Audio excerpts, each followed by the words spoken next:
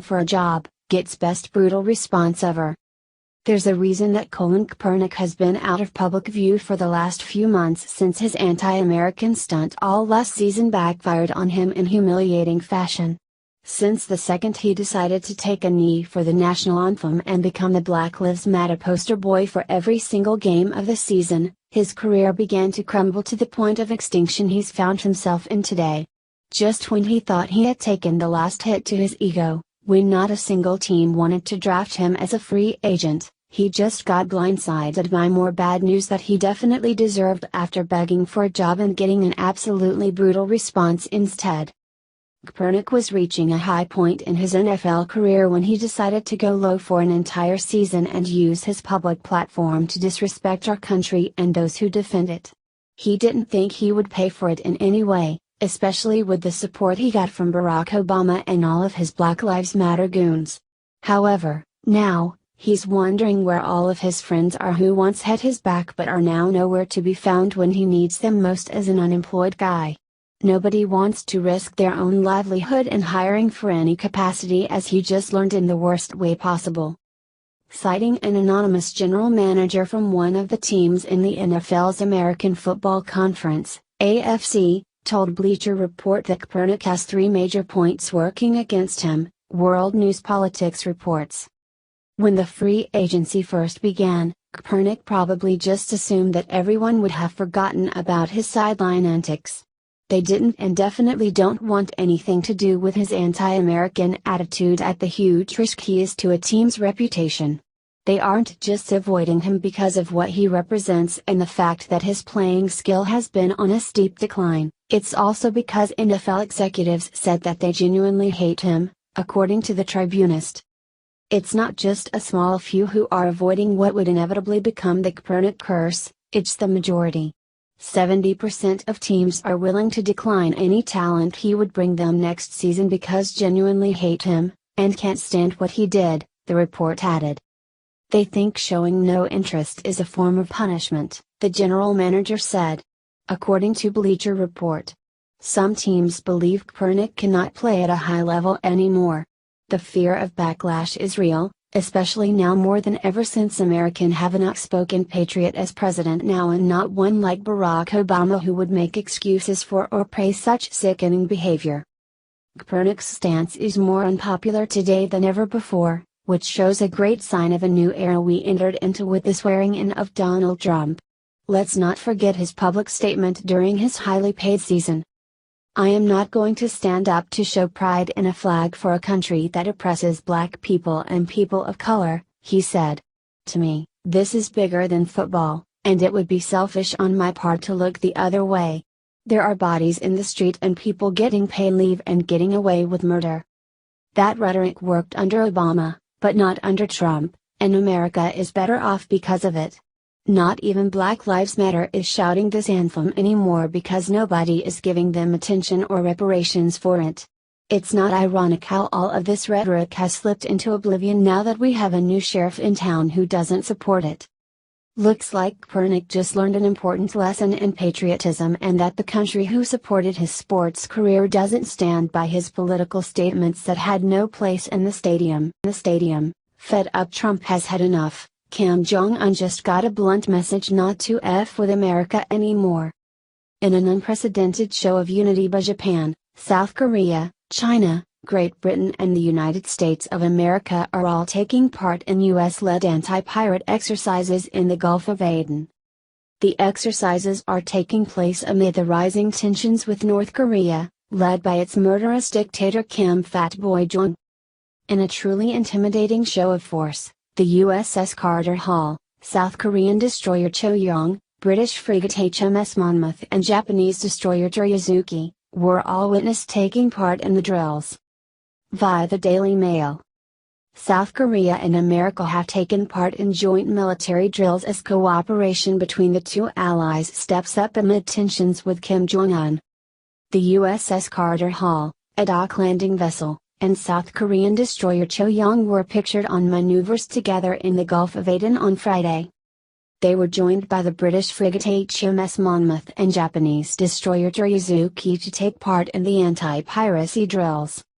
While the exercises did not relate directly to North Korea, cooperation between Western and East Asian allies will be sure to draw the attention of Kim's regime as he squares off with Donald Trump over the country's nuclear program.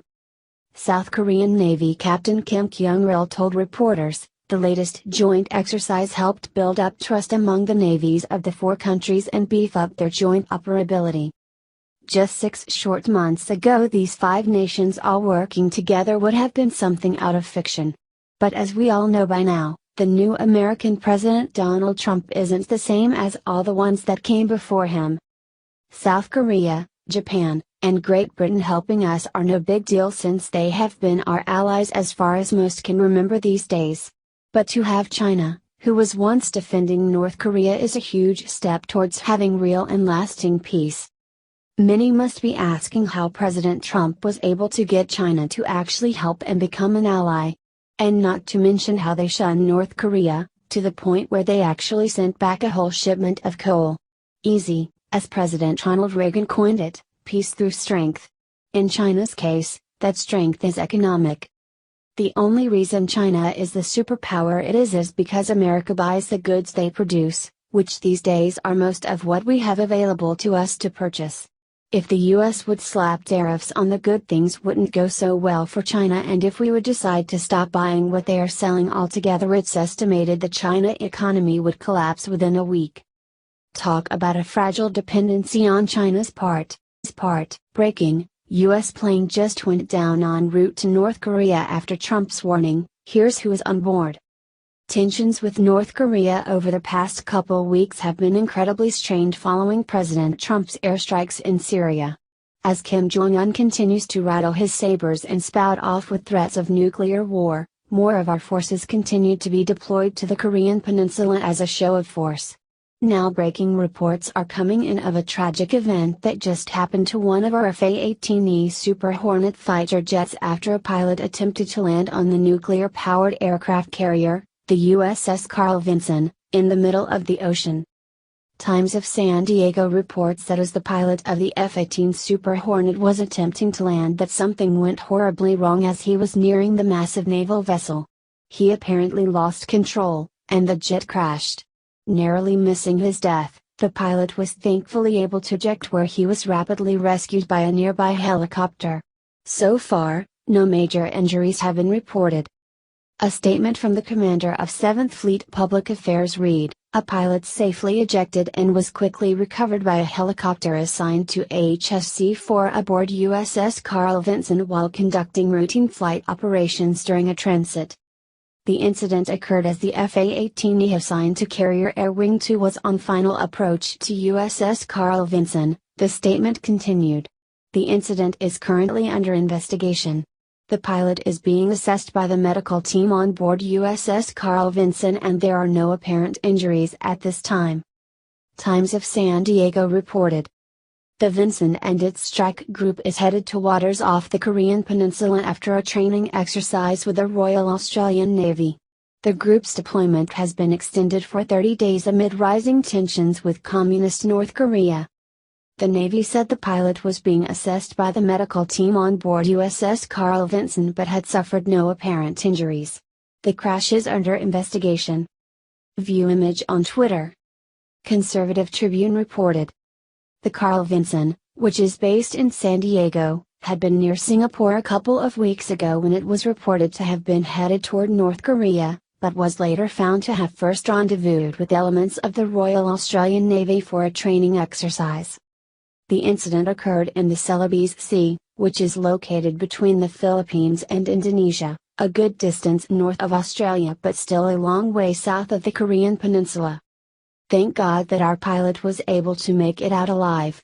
This just goes to prove what a highly elite military we truly have.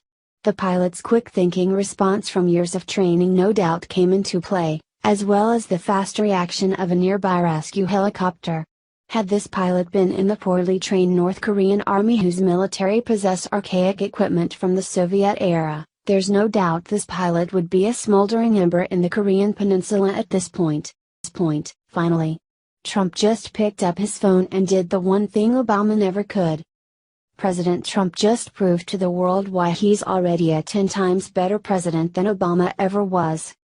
On May 1, 2014, a 30-year-old Egyptian-American humanitarian worker, Aya Hijazi, and her husband, Mohammed Hussein, were imprisoned by the Egyptian government while working with disadvantaged children in Cairo. Obama attempted to negotiate their release for 2 years, but being the terrible president he was, he failed. Lucky for them, President Trump came to the rescue. Using his superior negotiating skills, Trump was able to do in 3 weeks what Obama failed to do in 2 years. Trump personally negotiated their release back to America. They're coming home and they thank Trump saving their lives. We're very grateful that President Trump personally engaged with the issue. Working closely with the Trump administration was very important for my family at this critical time. It let us be reunited as a family. We're so grateful. What an amazing story. Obama never cared enough about these two wonderful people to actually commit to bringing them home. President Trump, however, loves the American people and proved he'll do anything for them. Share this on Facebook if you're thankful that President Trump is here to clean up Obama's mess. Hijazi and Hussein landed at Andrews Air Force Base outside of D.C. around 10 p.m. on Thursday. The couple is scheduled to visit Trump at the White House today in what should be an afternoon filled with praise and joy. Enjoy, Trump's a hero. What he just secretly did for American arrested in Egypt will make you cheer. Donald Trump is a real American hero.